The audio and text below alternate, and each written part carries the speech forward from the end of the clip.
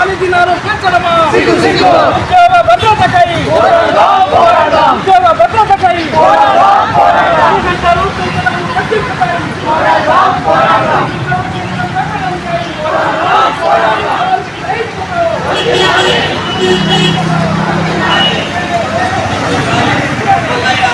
కొట్లాడి సాధించుకున్న హక్కుల్ని మనం ఇక్కడ మాట్లాడుకుంటున్నాం. జిల్క నడిపైన వచ్చి నిలిపోయినా మాట్లాడుకుంటున్నాం. తండ్రి ఎవరో తెలియదు, తల్లి మాత్రం తెలుసు పిల్లలకు. ఎందుకని తండ్రి పొద్దున 5 గంటలకు లేచిపోతే 4 గంటలకు లేచిపోతే రాత్రి 12 గంటలకు వస్తాడు. అంటే పొద్దున పిల్లలు నిద్ర లేవరు, తండ్రి వచ్చే వరకు మెలకువ ఉండరు. కాబట్టి ఆలన పాలన చూసేది ఎవరు? తల్లి. కాబట్టి తల్లి మాత్రమే తెలుసు.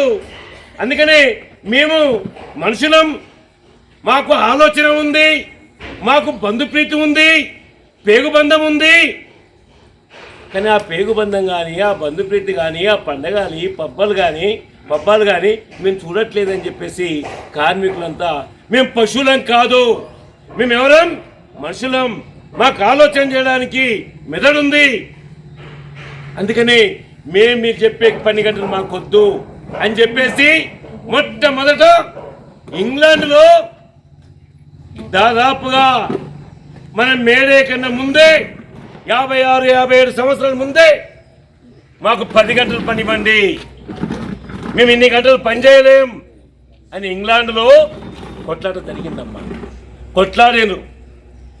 అక్కడున్న సర్కార్ పెట్టుబడిదారులు వాళ్ళంతా ఏం చేస్తారు? ఆ సర్కార్ ద్వారా మీ నాయకులు ఎవరంటే ఏం చెప్తారమ్మా? మీ యూనియన్ నాయకులు ఎవరమ్మా? చెప్పండి, ఒక పేరు చెప్పండి. తెలియదా? గ్రామ పంచాయతీ అన్నలు మీ యూనియన్ నాయకులు ఎవరు? రాజేశ్వర్ అని ఒకరు చెప్పారు. రైట్. మరి బీడీ కార్మికులు ఎవరయ్యా? లక్ష్మణ్ చెప్పు. అట్లా పేర్లు ఏదైతే ఉందో నాయకత్వం వహిస్తున్న నాయకుల్ని ఆ రోజు ఇంగ్లాండ్లో దాదాపుగా పారెంట్స్, పషర్, అట్లా ఎంగెల్స్, స్పైస్ అనే ఈ 4 నాయకుల్ని సర్కారు నువ్వు తప్పు చేసినావు, నువ్వు ద్రోహం చేసినావు, మా సర్కార్ని కూలగొడదామని చూసినావు అని చెప్పేసి ఇంగ్లాండ్లో అరెస్ట్ చేసి కోర్టుకు పంపిస్తే కోర్టు వాళ్ళని ఏం తీర్పిచ్చింది, ఏం శిక్ష వేసింది అంటే వీళ్ళకి మరణ శిక్ష వేసింది, ఉరి శిక్ష. మరి ఆ 4 నాయకులు ఏం కోరుకున్నారు? ఆ సేట్లు సంపాదించుకున్న బంగ్లాలు కోరుకున్నారా? ఆ సేట్లు సంపాదించుకున్న కార్లను కోరుకున్నారా? ఆ సేట్లు సంపాదించుకున్న ఫ్యాక్టరీలను కోరుకున్నారా? వాళ్ళు ఏం కోరుకోలేదు తల్లి. మేము 12 గంటలు 16 గంటలు పనిచేయం, మా కొడుకుల్ని మా. Thanks for watching. Like, share and subscribe.